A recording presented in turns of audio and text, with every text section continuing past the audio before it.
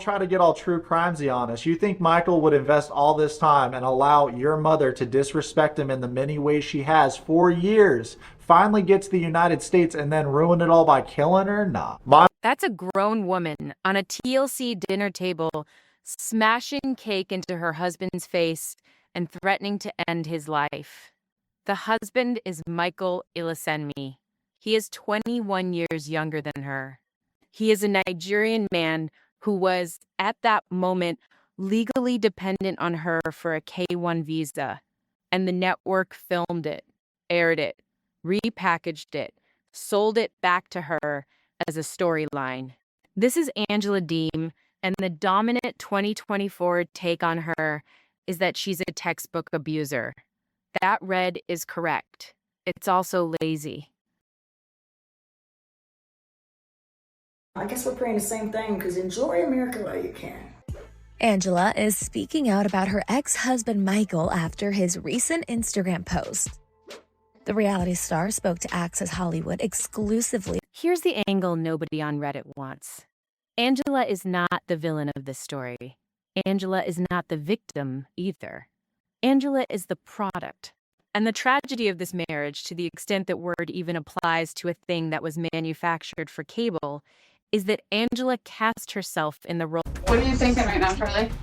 I'm mad. I got a lot to say, so we'll see. Hello? Oh. Let's back up because the context here is doing all the heavy lifting. Angela is from Hazlehurst, Georgia. Population roughly 4,000. Grandmother, multiple times over before the franchise ever found her. Worked in nursing, worked hard. She meets Michael Ilesanmi online sometime around 2018. At that point, Michael is in his late 20s and Angela is in her late 50s. 21 years. She flies to Nigeria. Michael is charming, attentive, polite, soft-spoken, every adjective Angela isn't. And Angela, to her enormous credit, knows what she looks like next to him on camera. She said it herself multiple times in multiple confessionals. She knows the optics. She leans in. Nigeria, but ultimately they had a messy split. Now she is telling Access what she learned from the explosive ending of their union. You know, when your gut tells you, don't let you... Which, to be clear, is a legitimate long-distance love story on paper. Older American woman, younger Nigerian partner, age gap, cross-culture. That happens. That is allowed. People in their 50s fall in love with people in their 30s in every country on earth. What turns this specific relationship into a franchise narrative isn't the romance. It's the casting. Angela walks into the franchise as a demographic slot. Rural Georgia, conservative-coded, loud. And Michael walks in as a demographic slot. Lagos, college-educated, soft-spoken. And TLC does not marry two people. TLC marries two archetypes. The humans are incidental.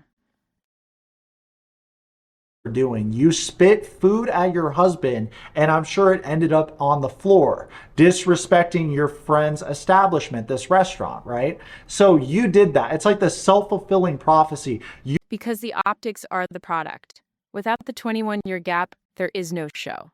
Without the Georgia grandma versus Legos bachelor geometry, there is no show. Without the screaming, there is no show. Angela is not stupid, and this is the crucial thing the anti-Angela Reddit canon gets wrong. She understood, in roughly the first season, that the TLC pipeline does not pay for subtle marriages. It pays for types. And she performed her type harder than anyone in the franchise outside of Larissa dos Santos. Around Christmas time. Michael responds, no, what they do in Nigeria is they cook a bunch of food and they share their food with others, and everyone eats and shares stories. What is your favorite part about the United States? They marry in Nigeria in 2020. His K-1 visa doesn't actually come through until 2023. That is 5 years of on-camera. When is my husband coming? 5 years of TLC dispatching film crews to Lagos. 5 years of Angela performing the Georgia grandma in love with a Nigerian man brand so hard she surgically remodeled herself for it. The franchise got 5 seasons of content out of a single visa application. That is not a marriage. That is a production cycle.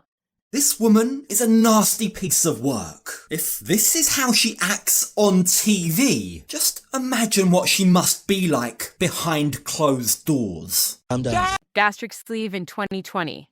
Breast reduction. Liposuction.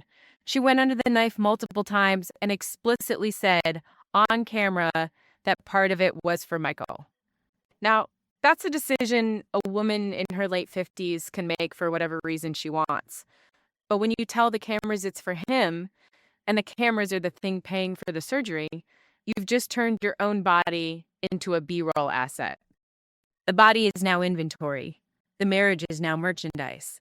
And the merchandise has a shelf life that runs exactly as long as the visa. I'm honestly disappointed. What ties in Patrick? I mean, give it to the rest of us who have a miserable marriage and live in a miserable place, a miserable life. Oh, look at Jasmine wearing her sack. There's also the hysteric Tommy arc, the on-camera fertility conversations, the medical decisions, the tearful confessionals about whether or not she could still carry Michael's child at her age.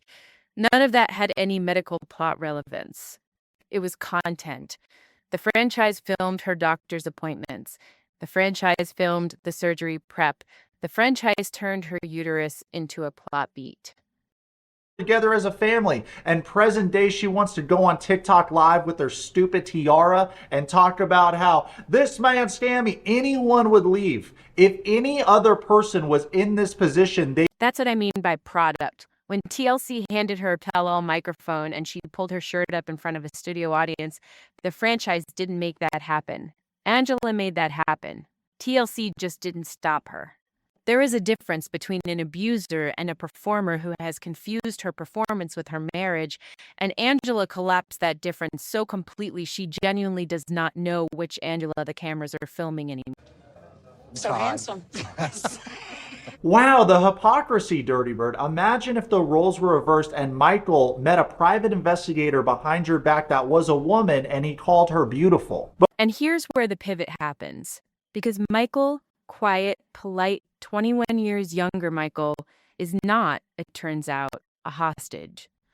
Michael is running the same operation from the other side. Every time Angela's phone catches him DMing a Nigerian woman, Michael apologizes, redirects, and waits out the storm. Because the storm is the job. He's signed up to perform devotion under duress, and the check clears when the visa does. That is a transaction, not a betrayal. The surprise isn't that Michael eventually cheated. The surprise is that everyone involved keeps pretending the contract said anything different. The audience that she doesn't think Michael's in this relationship with her mother for the right reasons. And when she says this, we're all side-eyeing her because your mother's not in a relationship with Michael for the right reasons. Michael's using mama, well mama's using Michael. And I want to be specific about the timeline. Michael was allegedly caught messaging other women repeatedly across the Nigerian seasons. Angela screamed about it every time. Angela smashed property every time. Angela threatened him every time. And every time, every single time, Michael apologized on camera and the marriage continued for 5 years because the marriage continuing was the deliverable. Neither of them broke up because breaking up would have terminated the contract. The scandals weren't the failure of the marriage. The scandals were the marriage. The most toxic people to have ever graced our screens, just casually talking about deporting a man, sending him back home as if it's no big deal. Send him home right away, says Ed. What a vile man. Read back what she just said. She will have him deported to ICE. This is a woman threatening her own husband's legal status on national television. That's not a marriage anymore. That's a receipt. When Angela screams deport, she is announcing that the product has returned to the shelf and she'd like to speak to a manager. We know that too. We know the guy's been lying. We never really believed that he loved you. Deep down, we all know he's lied just to get a green card, right? But the thing is, And the minute Michael's green card is approved, 2023, he disappears. Not metaphorically, he physically leaves. He moves into an American family's house in another state. Angela finds out, and her first instinct, on camera, is to publicly reveal his address. Her second instinct is to call ICE. Her third, which is the one that produced the GoFundMe, is to tell the press he was abusing her. Michael files his own narrative via GoFundMe. It raises over $50,000 in weeks. $50,000 for a man whose identity in American pop culture was literally Angela's Nigerian husband, from the same audience that spent 5 years laughing. Did you just spit on there? There's no speed. Michael, did you? And then she calls this man a liar when he says that he didn't spit. He didn't spit. She doesn't know the definition of spitting. Is eject saliva forcibly. Now watch what the fandom does. The dominant Reddit post, 1,200 upvotes, titled something like, Angela is a textbook abuser, arrives in 2024, and instantly becomes canonical. The subreddit flips overnight. The old framing was, Meemaw, the lovable firecracker. The new framing is, Angela, the domestic violence perpetrator. And both framings are true. Both framings are also the franchise doing what the franchise always does, which is giving the audience permission to feel morally located on whichever side the algorithm is currently pointing them at. Oh, look at this guy. Michael, how you doing? Nice to see you here. Thank you. Oh my goodness, man. Now, even though everyone's eager to meet Michael in 3 years ago, the audience that is now demanding Angela's arrest was buying Meemaw t-shirts. Same Angela, same chair throwing, same property destruction, same language. The behavior hasn't changed. The frame has. Which means the behavior was never the issue. The issue is that in 2021, the franchise needed a loud white grandmother to carry episodes. And in 2024, the franchise needs a sympathetic black immigrant to carry episodes. And Angela went from asset to liability because TLC's content strategy moved, not because Angela did.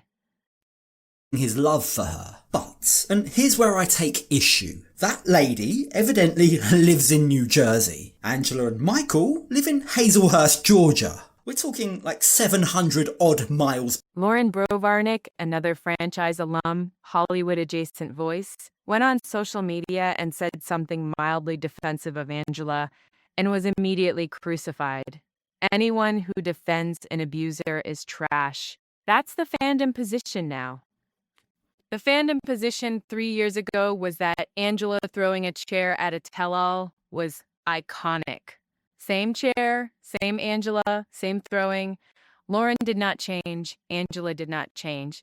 The rules of engagement changed mid-season without a patch note. Wait, don't wait. I know, don't. I can't And wait. I know you love He's him. been rushing me for a license, rushing me green card. I'm not getting you, bitch. Trust Ed to be on Angela's side. Of course he'll be on her side. And this is the thing I need you to hold on to, because it explains a lot about how modern reality TV works. The fandom consensus is not a moral position. It's a distribution curve.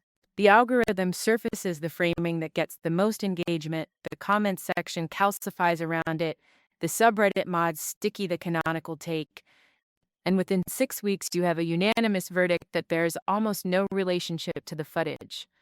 The footage hasn't changed. The verdict has. And the verdict will change again in roughly 18 months, when TLC's next narrative pivot requires a different villain. Mohammed wouldn't want to be you either, Angela. Angela does everything she can, from raising her voice to standing up and towering over him, to try and intimidate Michael. Now, compare... Here's the zoom out.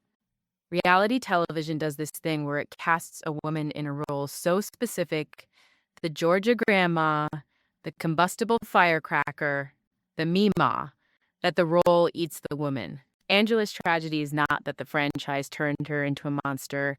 Her tragedy is that she was so good at the bit, she never noticed the bit was the job. She gastric sleeved for the bit.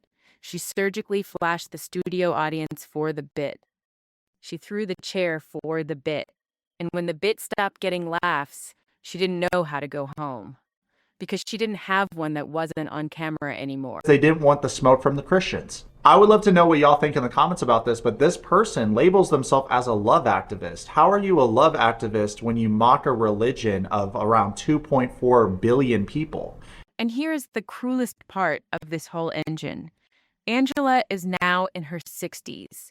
She surgically restructured her body on camera for a marriage that is ending on camera. She spent her Medicare-eligible years doing bit work for a cable network. She gave TLC 7 years. TLC will give her approximately 0 years back. When the cameras stop coming, and they will stop, because TLC has already shifted the sympathy frame to Michael, Angela will be a woman in her 60s in Hazelhurst, Georgia, with a surgically reconstructed body, a canceled marriage, a Reddit reputation as an abuser, and an answering machine that stopped ringing. Him and trying to make him feel like he's a liar and getting on him. She takes a bite of a rib and spits it on him, which is so disrespectful. She's trying to make the example that that's what he did. No giant. Michael, for his part, is not a saint. He was, at absolute minimum, DMing other women on a phone Angela paid the bill for. He cashed a $50,000 fitty check a day he walked out. And the narrative he's selling now, of a gentle Nigerian man held captive by a violent American wife, flattens the 5 years he spent playing devoted husband on camera for a visa. He's not a hostage. He's an actor who finally got his release. The difference between him and Angela is that Michael always knew it was a role.